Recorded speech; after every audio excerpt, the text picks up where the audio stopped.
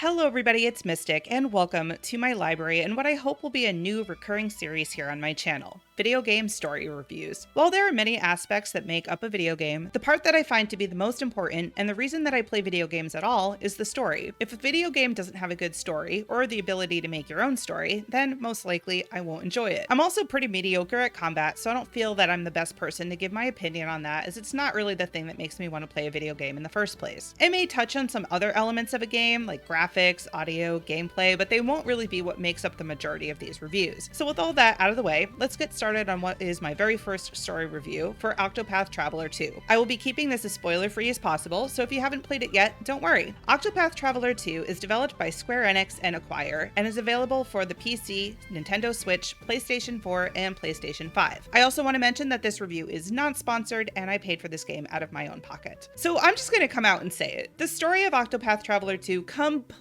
blows the story of Octopath Traveler 1 out of the water. Octopath 1 always felt a little bit rushed to me, and the endgame story and epilogue seemed to be a bit of an afterthought. At no point in playing Octopath 2 did I get that same feeling. This game has a phenomenal story from start to finish. Also, if you never played Octopath 1, you could still play 2 without worrying about being confused. This is a completely different story from the first game. The stories of this series seem to be pretty similar to how the stories on Final Fantasy work. You don't need to play previous iterations to play the newer ones. Just like in Octopath 1, you choose your starting character, and that character will be your main character until you complete all of their chapters, at which point you can choose to move them in or out of your party whenever you want. Each character's story is completely unique. Some stories are extremely dark, while others are much more slice of life and cozy feeling. What's interesting is that for me, my two favorite stories were actually the darkest story and the most cozy story. Every character's story was amazingly well written, and each one will invoke a different feeling for the player. I can honestly say that not a single story felt lackluster, and they were all well written and felt perfect for the character they were focused on. What's also great about the story of Octopath 2 is that it's not just the 8 travelers' stories that I found so compelling. Even the side quests have amazing depth and weren't just fetch quests. There were some side quests that had me tearing up or laughing and just kept me engaged the entire time I played. I actually went out of my way to find every single side story in the game so that I can experience them all. I don't always do that, but I wanted to for Octopath 2. You might think the story of this game is linear, but it's actually not. There are so many different ways that you can play this game. You can start with one character and do their entire story before you start somebody else. It's really up to you how you want to do it. I personally started with Agnia and kind of went counterclockwise to get everybody else, and then went around to do the later levels depending on what level it was and that sort of thing. You really can do this however you want, and it's absolutely not linear at all. Another thing that makes the story of Octopath 2 so much better than its predecessor is that the travelers interact so much more with each other. Not only are there more opportunities for banter in this game, but you even have quests called Crossed Paths, where the story is focused on 2 characters at once, so that you can see how they interact with each other during those chapters. The pair-ups are perfect and work really well. I did encounter a couple of immersion-breaking moments in this game, but most of these are nitpicks on my part. I'm not going to say which parts had immersion-breaking moments though, as they are towards the middle of the game and would be a bit too spoilery to talk about. However, there was never really a time while playing this game that I felt that the story just wasn't working for me. From start to finish, I had an absolute blast playing through this game and finding out how everything comes together. And that's the thing that's really cool, is that while playing this game, it seems that everything is a little bit separate, but you start picking up pieces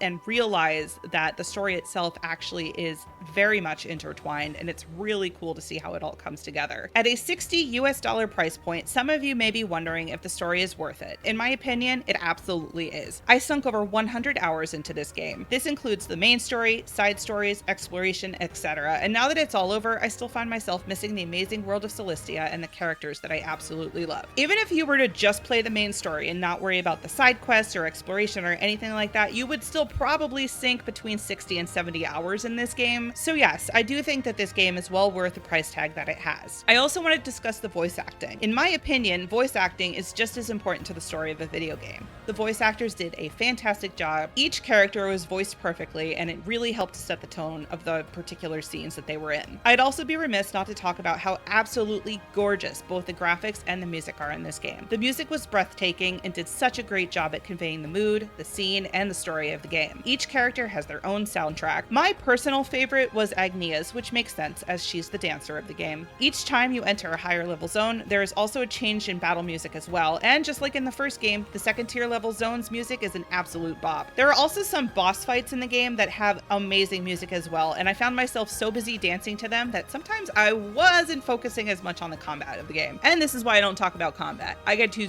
distracted by everything else. The HD 2D graphics were beautiful as well. They kept what was great about the graphics in the first game and turned it up a notch. There were some truly incredible scenes in this game, especially when the view pans out on the landscape. All in all, Octopath 2 is a tremendous step up from 1. While I enjoyed its predecessor, I definitely enjoyed the sequel way more. You could tell that the developers really learned a lot from Octopath 1 and put all of that education into making this absolute masterpiece of a game. I give Octopath Traveler 2 5 books out of 5. It was truly a masterpiece and set to become one of my favorite games of all time. Thank you so much for watching. I hope to see you all in the next video, and I will see you soon.